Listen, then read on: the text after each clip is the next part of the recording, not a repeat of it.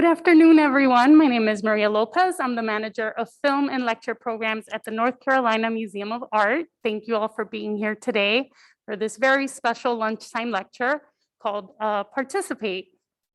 This will be a virtual tour of our exhibition, Participate, Activate the Senses, right here. And it opened on December 18th and will be on view until July 3rd. So this will be, we will have two very special guests giving you a tour of the exhibition. It will be our Mellon Foundation Assistant Curator, Maya Brooks, and our Manager of Accessibility, Interpretation, and Diversity, Felicia K. Ingram. And without further ado, welcome Felicia and Maya. Hello, everyone, and thank you so much for joining us today. Thank you also to Maria and all of our team here for having us give you all this tour. As said, my name is Maya Brooks, and I'm the Mellon Foundation Assistant Curator here at the museum. I am a Black woman, 25. I'm wearing black, have black glasses on, and a blonde afro. Hi there. My name is Felicia Ingram. I'm the manager of interpretation, accessibility, and diversity. I'm a white woman in my mid-20s. I have large red glasses, long brown hair, and a flower dress on. And what Maya and I just did is what's called the audio description. And we'll be talking about that today, as a lot of this is an accessible exhibition. And so we're going to go through the different works of art together. So we're going to start by giving you just a short description of the show. And so Participate is this really experimental kind of elemental idea that Felicia and I came up with last year together. And it's really getting at this idea of how you can discover art in new ways here at the museum. And so we have 8 different sensory stations from 5 different museum collections, including African, American, Ancient American, European, and Contemporary. So we're going to start by going through each station and giving you a short history description, and then also telling you what each station does and how it functions.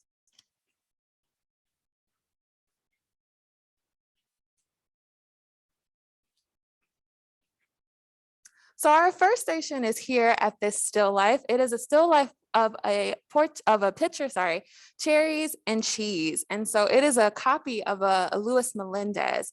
And Luis Melendez was a Spanish still life painter. He was famous for these kind of realistic depictions of everyday life scenes. And so this is one of them. And so as you all can see, part of what still life incorporates is this kind of rich detailing of these different items. And so in this painting, on the left of the painting, we have these wonderful cherries, vibrant red color. Part of it is also these green plums and their richness. The texture of the cheese comes out, the detailing in the picture. The light is also a big foundation of this. And so Luis Melendez was praised for this kind of depiction. He was also praised for just continuing these scenes that so much that he was copied again and again. And so this is one of those copies from him.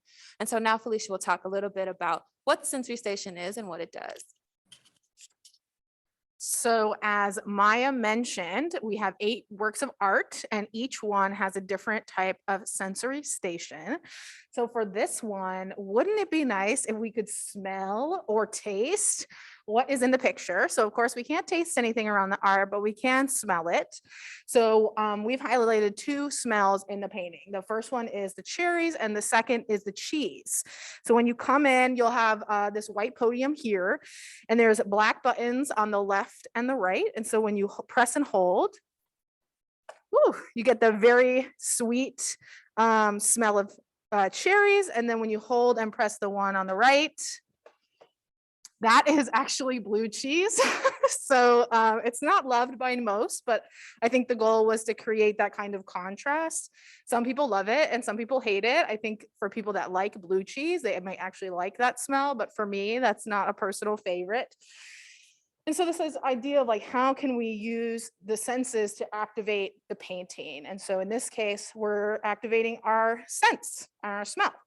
And now we'll move on to the next one.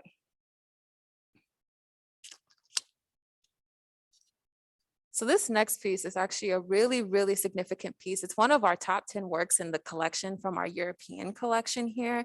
at the museum, and it's by Franz Snyder in his workshop, and it is a market scene on a quay. And so what you'll notice is that this is actually an object replica. So we don't have the original painting here. We have a replica of the painting in this scene. And a few things are missing, and Felicia will tell you why in a second. But to start, what this painting is depicting is a market scene in Antwerp, which is in Belgium. And Antwerp was seen as this large kind of cultural center used for travel and trade. And so what you'll see is different game and livestock. You have these kind of like funny scenes in it too, where you have like animals kind of fighting with each other in the bottom left. You have a fisherman kind of giving more fish to the basket. You see the ships in the back. And all of that is to show that Antwerp was this, like I said, this booming cultural center, this kind of crossroads in Europe where you had multiple cultures, multiple people coming through. So some of the things that are missing from this are actually some of the vegetation, some of the produce you would see in a market like this, like asparagus, for instance. Asparagus is a native to that part of Europe. However, it was here because of all the trade and mercantile going on. So that's what we have here. And now Felicia will talk a little bit about the station. So the title of the exhibition is called Participate.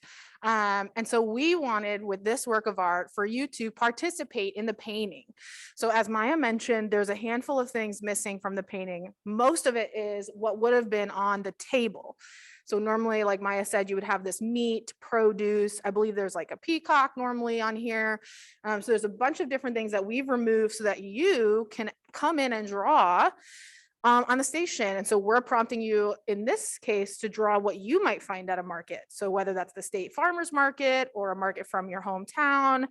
When we were installing, Maya and I drew some wine and cheese. So you can come up to the station. There's different brush sizes. So you can pick a color and you can pick a brush size and you can draw.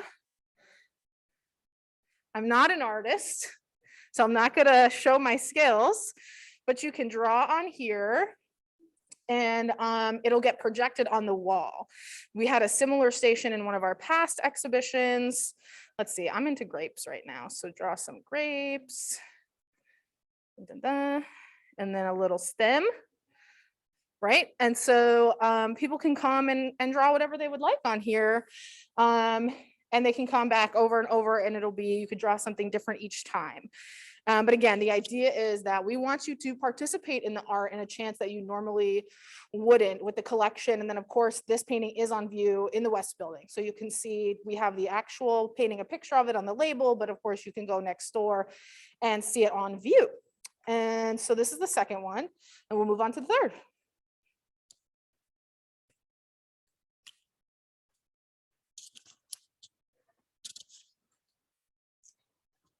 So we actually had a few items that really, really inspired Felicia and I. One of them was the still life with the scents, but then there was also this idea of impressionism that impressed us too. So this is actually an American impressionist piece by Frank DeHaven. Oops, I just pressed that, sorry. By Frank DeHaven called Springtime. And what impressionism is it's this display of texture and color and feeling.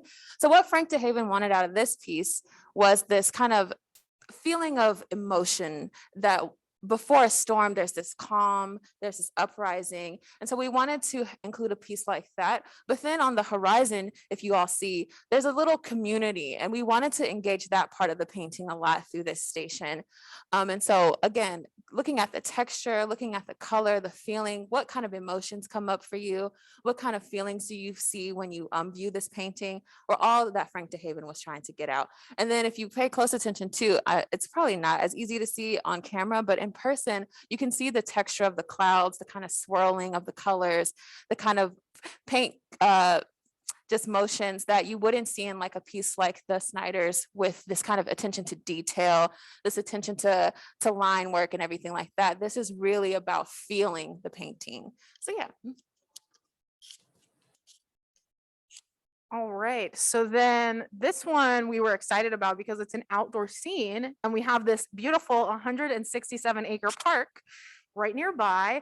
And so this is one of our motion activated sound stations. So as you approach the station, the sounds will automatically go off so you can hear the sounds and look at the painting. So we'll just take a moment to listen to that.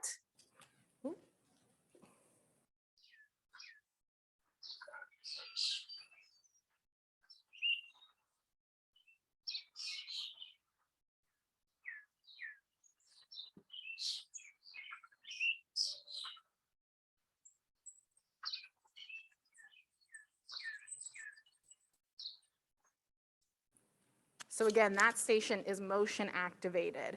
And a part of that was dealing with accessibility. There are some people that may have different disabilities that cause sensory overload.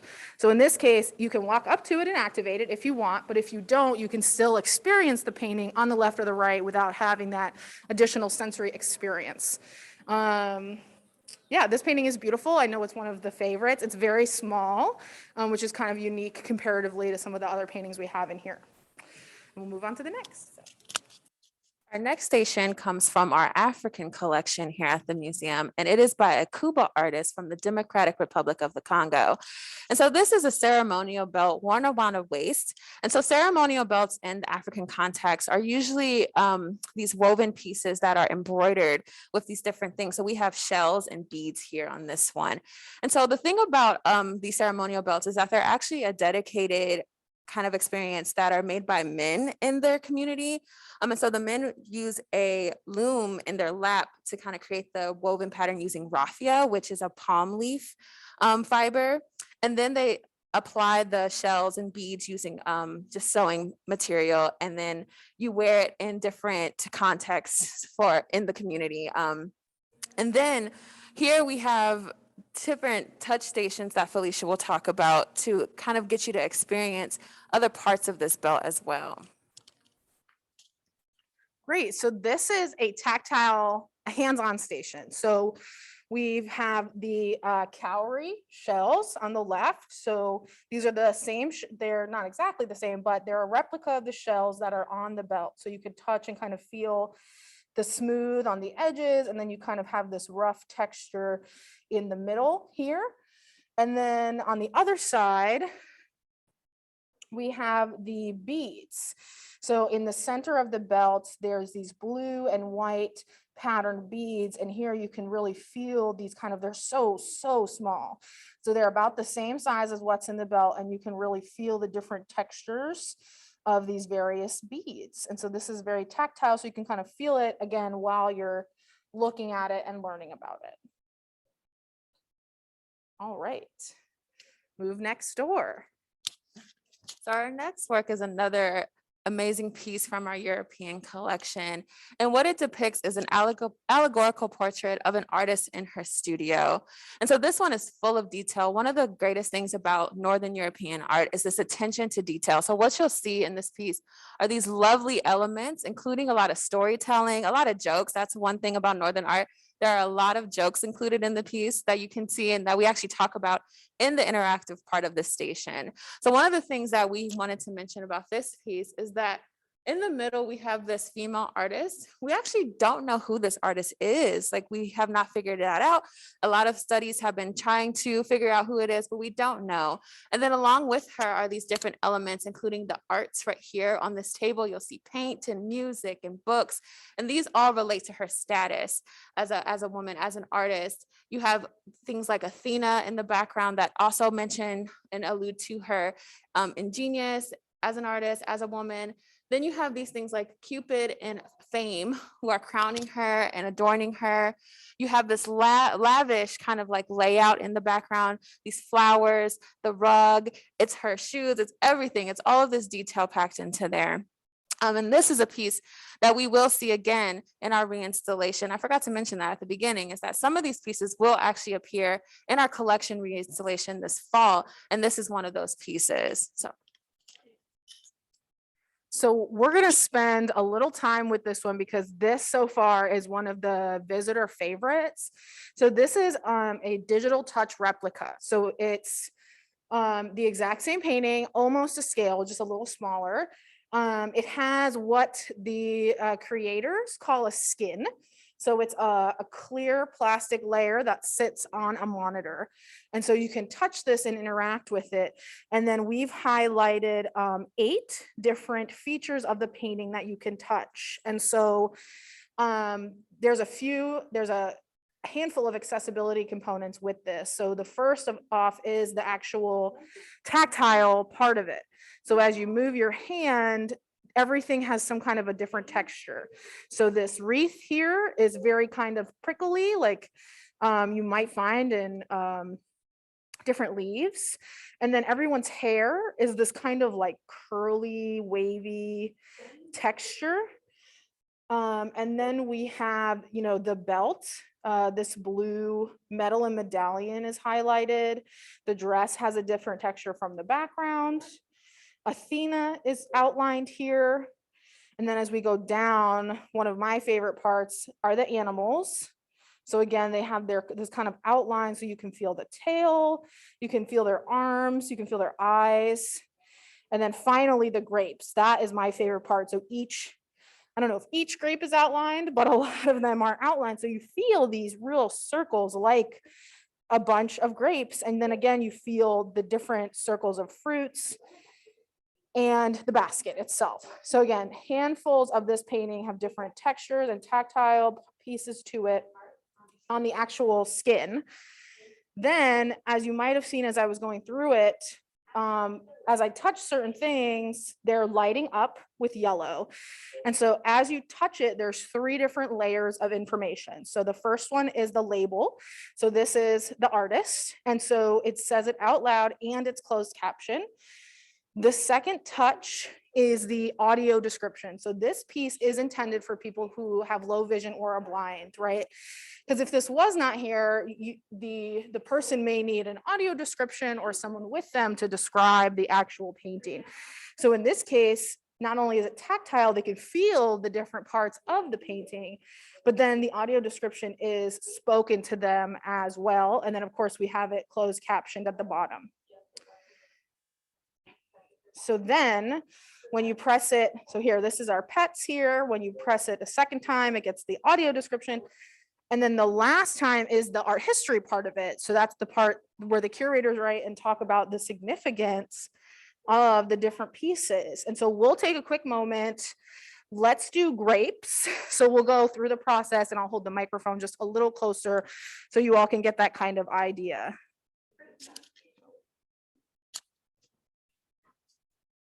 Fruit basket. In the lower left of the painting is a basket of fruit. In the basket are round fruits, possibly oranges. It is hard to tell exactly the type of fruit. Laying on the ground, just to the right of the basket, is a bunch of red grapes. The grapes are very dark and look almost black. Just behind the grapes and further to the right is a vine of leaves. They seem to be brown leaves of different sizes that also lay on the floor. Fruit basket. In the lower left, when grapes appear in 17th century paintings, they reference the ancient competition between Zeuxis and Parrhasius, 2 renowned painters of the ancient Greek world. According to Pliny the Elder, an ancient writer, Zeuxis and Parrhasius staged a contest to determine the better artist. Zeuxis went first and unveiled a painting of grapes, which appeared to be so realistic that birds flew down to peck at them. Next was Parrhasius's turn. He covered his piece with a curtain, which he asked Zeuxis to pull aside. When Zeuxis tried, he discovered that the curtain was the painting, and Parrhasius was declared the winner. As Zeuxis said, "I have deceived the birds, but Parrhasius has deceived Zeuxis." Perhaps the presence of both grapes and multiple swaths of fabric in this painting is von Muscher's way of saying that he has surpassed both ancient painters with his skill. So that is one example. Again, there's 8 of these on the kiosk of a way to use it. Luke, I'm going to stay here 1 more minute. There's a second way to use the monitor. This monitor and this installation was created by a company called Touch Graphics that does specific digital and tactile installations for people who are blind or visually impaired. So they do a lot of maps. And so one of the things that the maps does, it helps you to navigate to different places. And in this case, it'll help you navigate to the painting. So on this bottom left corner, you'll see the title of the artist, and then you can actually press these buttons. So if you want to learn about the arts on the table, you can press anywhere and slide your finger in the direction of the rising pitch tone. So I'm going to put the microphone toward the camera, or excuse me, on the speakers, and you'll see as I move my finger that the pitch will change.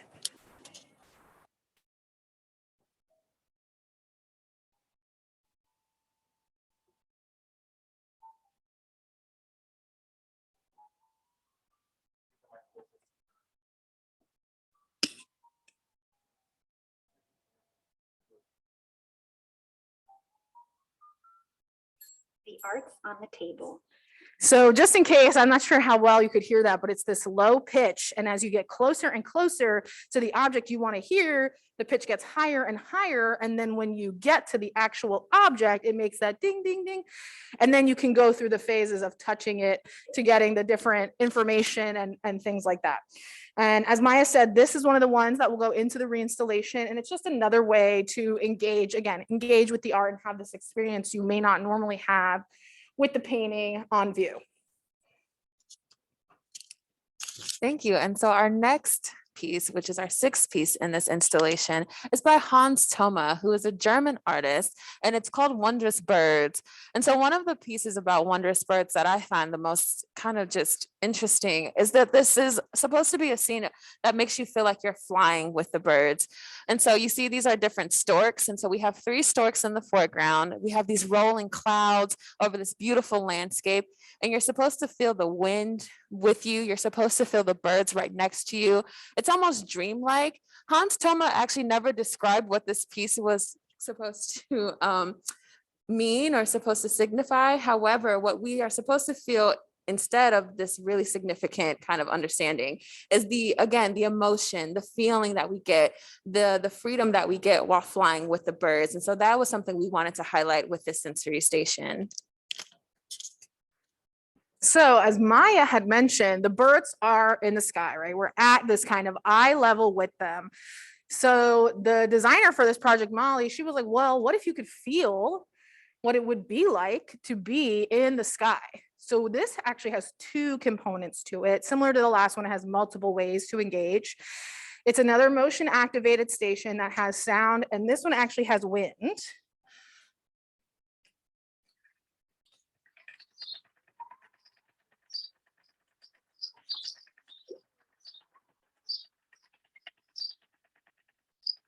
So when you come, can you hear the birds, Luke? So when you so when you come up to it, you have that idea of those stork sounds, and then the wind, right? You can feel that fan blowing on you. I actually think one of the most surprising parts of this station for people is that people do not expect storks to sound like that chirping. I think that was one of the things as we're doing research, they were like, what is that? People are like, what sound is that? And that's what storks sound like. So again, you have the 2 components. So you have the feeling of the kind of breeze, in my case, it was my Beyonce hair moment. And then you have, of course, that noise. And so when you're combining those with the painting, we're trying to, again, have you participate in the painting and activate your senses. So we have 2 more stations coming up. Our second to last station here is by Peter Oakley, who is a contemporary artist, and this is called Stack. And so Peter Oakley is actually a North Carolina artist who started as a stonemason. And so his work often incorporates marble. And so what looks like it should be made of styrofoam is actually a heavy marble piece with these different styrofoam stacks. And the reason Oakley does that is to demonstrate that he wants to take something that is impermanent, right? Something you throw away, something that's supposed to be trash, and he makes it more permanent, more immobile, more stuck. And so that is what this is. And we did something really interesting, really fun with this station. I'm so excited to have Felicia talk about this. This is one of my favorite stations in the entire exhibition, not only because I study contemporary art, but because what we were able to do to demonstrate the difference between Oakley using styrofoam versus Oakley using marble. So we'll start off because what inspired this, again, the fact that it's marble, right, is very unique. And the piece actually weighs over 400 pounds. So anytime we move the piece, it takes a literal forklift to move. And so of course, we're not going to ask you to feel like to pick up or to feel 400 pounds. So we have these weighted stations. So on the left, we have the weight of one of the trays of marble. So you lift this, right? And it's somewhat heavy. Again, it's just one, it's for one tray is it's quite heavy. And then on the other side, you just have your regular styrofoam. So what one styrofoam tray is like, and again, it's very easy to kind of lift and manipulate compared to the one on the left. And then we aim to make accessible handles. So even if you can't grip it physically, you can still slide your hand in and lift. in different ways. And of course, everything is ADA, everything is wheelchair height. But this one is definitely a fun one, especially because it's so heavy. I think that's so interesting of the weight of it, especially it is so realistic. You know, people are always like, is that marble? Because it does have this kind of sheen on it that marble has. And we'll do the last one. So our last station is a Peruvian vessel from ancient America. And so the maker, unfortunately, is unknown. However, this was an object used throughout the Peruvian culture, the Salinar culture specifically, in Peru. And it is a whistling effigy jar. And so we have different kind of versions of the jar available, but this item in the case is the real item. And so what it is the stirrup kind of strap jar that you actually put your mouth on. So that open part at the end is the mouthpiece where someone would blow through. And then the person sitting on the back is actually a man. So he has a nose, a face, he has these pierced ears. He also is wearing a headband and you can see his hairstyle. And that is where the noise will come out of when you blow into the item. And that round kind of base demonstrates the sound. So it, it differentiates the sound. So it changes the sound depending on how round or how wide the base is. And so this piece actually has a couple of components with it that Felicia will get to talk about, which is so fun. Okay, so we have two pieces. Because this is a whistle, we were able to get approval for our curator to actually blow and hear the sound. So Luke, we're gonna watch this quick video and we will listen to this quick interview and sound. Well, we have to remember that the piece is hollow, but inside it has different ducts, different kind of tubes. You have to imagine that air is moving. How music is created is through air. So the basics are this chamber, the main part is hollow, but it's connected to the main figure, the human figure. But the holes, the tubes, the ducts are very tiny. So when you blow in this part, the air circulates through different stages and chambers and came out through the nose of this human being. But let's take a chance. Let's play with this. What do you think it sounds like? Let's try. Ready?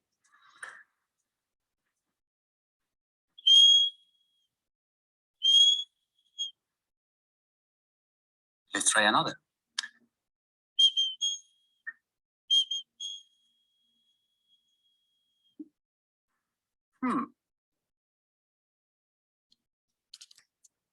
So that is Angel.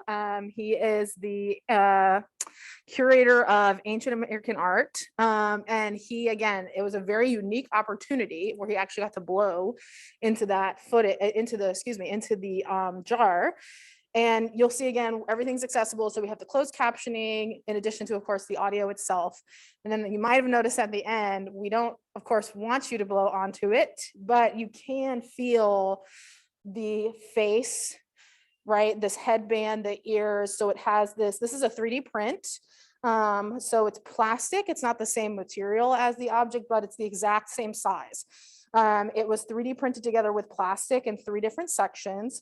And so you can kind of feel the handle. Again, you can feel his nose and his hands, those ears.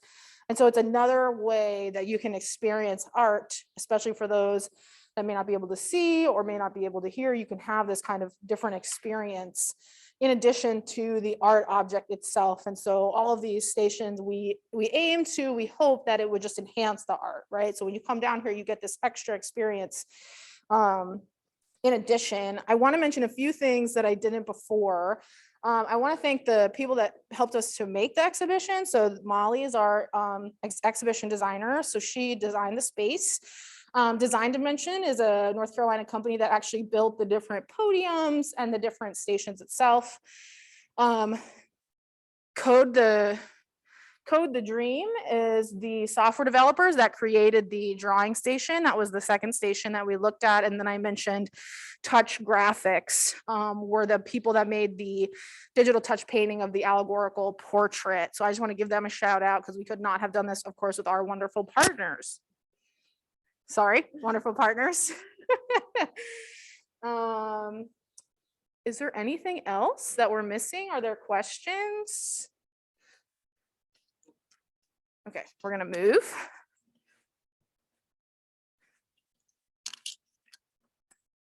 Hi, everyone. My name is Maria. Like I mentioned, I forgot to audio describe myself. I am a Latina woman with dark hair, glasses, in her early 30s, and I'm wearing a blue collared sweater.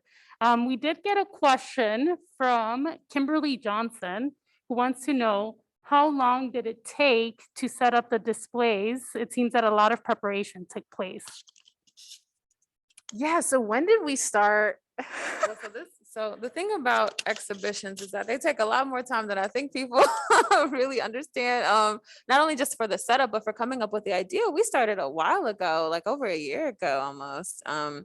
You're thinking about the ideas, like we said, coming up with what we wanted to include in the exhibition. And that took a couple of months. And then it's like, you got to do the text and you got to reach out to companies. And so the actual installation of the exhibition took not too long, yeah, about 3 weeks to actually install the exhibition. And that included coming up with the stations and figuring out where they go, and then also including all of the artwork we have in here. And then we want to make this, of course, she and, Maya and I are here in the gallery, but if you come, we do have 2 different tours that you can scan the QR code at the beginning and take. So we have a tour with audio description. So you can go through each 8 pieces that include the audio description and the historical content. And we also have a tour in American Sign Language. So it's completely in American Sign Language. That'll go live, I hope, next week. COVID has, of course, delayed things for this show, but we did our best. And it's turned out really well. And because this was kind of, Maya mentioned an experimental space, because this is all very new, we're able to improve it. So last week we did a bunch of research with some of our accessibility stakeholder committee members. I see a couple of them in the chat. I saw Bill. Hi, Bill. So a handful of them were able to come and test these, so we can, note like, oh, maybe the text needs to be changed. And we're doing that kind of throughout this exhibition. So when they go into the reinstallation, they can be improved and made better for everyone.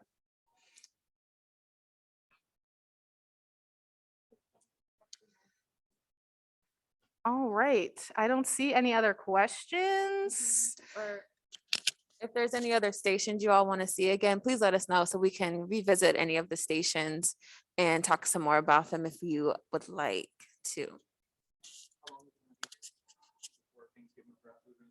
This is going to be July 3rd. This will be here. And I will mention, I realize I said the word audio description a lot. That's all, again, we had the audio description tour. So audio description is vivid language that's used to describe a space that sighted people can see, right? So at the beginning, and Maria did it, we audio described ourselves. The allegorical portrait has audio description, and then ASL is American Sign Language for people who are deaf or hard of hearing. So we have, again, these different features, and those are seen throughout the building as well, but definitely emphasized in this exhibition. All right. Well, I will close us out. Thank you, everyone, for joining us. And we hope you can all come and visit and experience this exhibition for yourselves. Like we said, this will be open or on view until July 3rd. And thank you all very much. And I hope you have a great rest of your day.